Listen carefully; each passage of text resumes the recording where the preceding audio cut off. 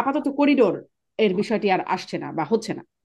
আর সেনাপ্রধান যদি বলে থাকেন যে নো করিডোর, ফুল স্টপের মতো, তাহলে হুম। তো করিডোর হচ্ছে না, এটা ধরে নিতে হবে। জি। সেনাপ্রধান নিশ্চয়ই, আমি আমি যেটা মনে করি যে সেনাপ্রধান নিশ্চয়ই আমাদের যে রাষ্ট্র পরিচালনা যারা করছেন, প্রধান উপদেষ্টা এবং আমাদের রাষ্ট্রপতি, তাদের সাথে তার যোগাযোগের ভিত্তিতেই এরকম একটা সিদ্ধান্তের কথা জানাতে পারেন, সেটাই আমার কাছে স্বাভাবিক।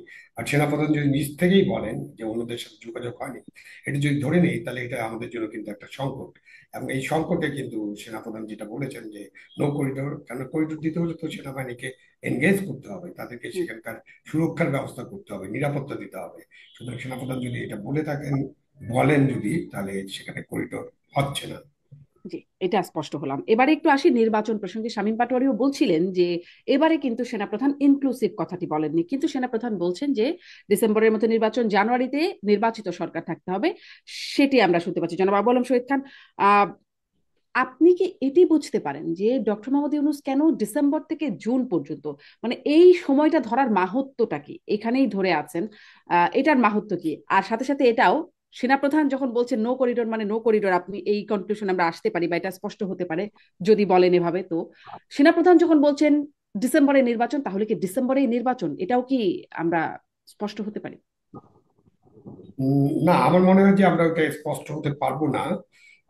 করিডোরের বিষয় যে, যেমন করে যে সেনাবাহিনীর একটা বড় ধরনের ভূমিকা থাকার কথা, এবং সেনাপ্রধান যদি সিদ্ধান্ত নেন বা সেনাবাহিনী যদি মনে করে তার নেতৃত্বে যে না, আমরা এই করিডোরের কোনো দায়িত্ব নিব না এবং করিডোর করতে দেওয়া যাবে না, আমি এখন যেহেতু মনে করছি যে তাদের মধ্যে নিশ্চয়ই আলাপ আলোচনা আছে যেটা আমরা জানতে পারছি না, তাহলে এই নির্বাচনটা আবার একটা রাজনৈতিক ইস্যু। সুতরাং এই নির্বাচনে সেনাপ্রধান কিন্তু অনেক আগেই বলেছিলেন যে 18 মাসের মধ্যে নির্বাচন।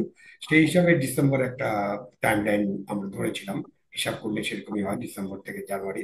তো এখানে সেনাপ্রধান যদি আজকে এটাও স্পষ্ট করে বলে থাকেন যে না, 1লা জানুয়ারি একটা নির্বাচিত সরকারের কাছে দায়িত্ব হস্তান্তর করতে হবে, তাহলে সেটা অবশ্যই একটা প্রস্তাব, এবং এটা একটা দৃঢ় প্রস্তাব, এবং এটা নিশ্চয়ই আমাদের অন্তর্বর্তীকালীন সরকারের সাথে আলোচনা হলেও হতে পারে, অথবা অন্তর্বর্তীকালীন সরকারকে বিবেচনা করতে হবে। এটা আহ, একেবারেই যে 1লা জানুয়ারি হয়ে যাবে এরকমটা এই মুহূর্তে মনে করছি না। নিশ্চয়ই তারা এটা নিয়ে আলোচনা করবেন। ইউনূস সরকার বা ইউনূস সাহেব নিজে যেটা বলছেন, সরকারের অন্যান্য তো নানান কথা বলে, একটু আগে আপনি বলছিলেন যে স্বরাষ্ট্র উপদেষ্টা যেখানে যান শুনতে পান যে জনগণ বা লোকজন, সাধারণ মানুষ এই সরকারকে অনেকদিন দেখতে চায়, 5 বছর দেখতে চায়, এবং তাদের কোনো মেয়াদ নাই, মেয়াদ নিয়ে তারা আসে না, এরকম নানান কথা বিভিন্ন উপদেষ্টা অনেক সময় বলেছেন। বাট যেটা জনগণ চায় বা আমাদের দেশের সকলেই যেটা চাচ্ছেন, যেটা অন্তর্বর্তীকালীন সরকারের প্রধান কাজ, প্রধান দায়িত্ব, 1 নম্বর কাজ যদি বলেন, 1 নম্বর কাজটাই হচ্ছে একটা নির্বাচন করা, ভালো নির্বাচন করা, ভালো কোট আনকোট।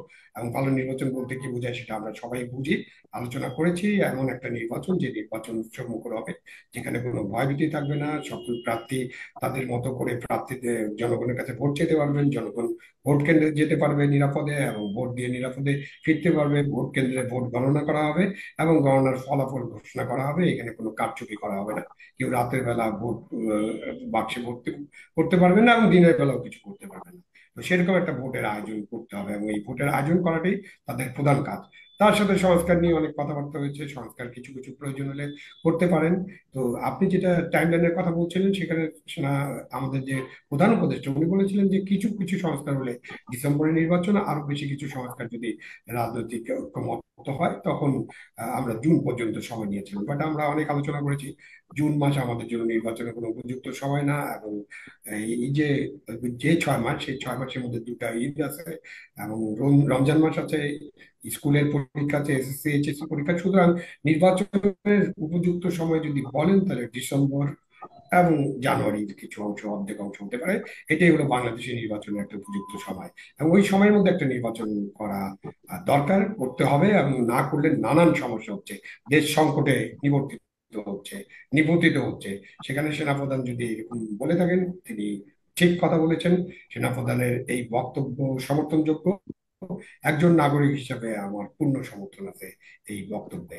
এবং একটা নির্বাচন কিন্তু ইনক্লুসিভ হতে হবে, যেটা আমরা সবাই চাই, অন্তর্ভুক্তিমূলক নির্বাচন হবে, যেটা জাতিসংঘের যে রিপোর্টের ভিত্তিতে আমরা গণহত্যা বা ওই যে মানুষ হত্যার বিষয়ে কথা বলি, সেখানেও কিন্তু এটা বলা আছে যে সেখানে একটা অন্তর্ভুক্তিমূলক নির্বাচন হবে। ওখানে এটাও বলা ছিল যে কোনো দলকে নিষিদ্ধ করা হবে না। ওখানে এটাও বলা আছে যে মৃত্যুদণ্ড যেটা দেওয়া হয়, সেই মৃত্যুদণ্ডের যে আদেশ, সেগুলো বাতিল করতে হবে, পুনর্বিবেচনা করতে হবে, যে মৃত্যুদণ্ড থাকবে না। মানে অনেক কিছুই আছে জাতিসংঘের রিপোর্টে। তো আমাদের একটা রিপোর্টের সব ভালো দিকগুলো নিয়ে আলোচনা করে সেগুলো অ্যাকসেপ্ট করা উচিত, এবং আমরা সবাই মিলে আলোচনা করে একটা রাজনৈতিক ঐক্যমত্যে পৌঁছে দেশের যে বর্তমান সংকট, সেই সংকটের নিরসন করার পথে হাঁটা উচিত।